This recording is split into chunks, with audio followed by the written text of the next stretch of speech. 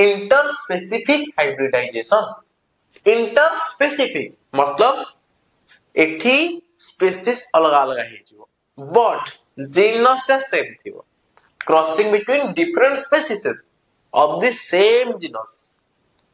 जेमिति example the Fuji apple, a cross between Red Delicious and Ralls Janet apple. हमें market रे जो apples खाउचे maximum hybrid Apple.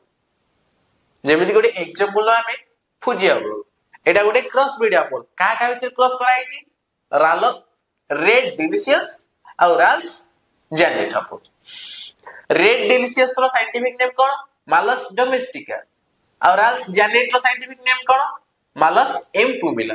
दिजरा को देखो जीनस सेम अछि बट स्पीसीज अलग अलग अछि और तांको भीतर हम क्रॉस ब्रीड करेकी गोटे नुवा वेराइटी प्रोड्यूस करले एप्पल जोडा हला फुजी एप्पल।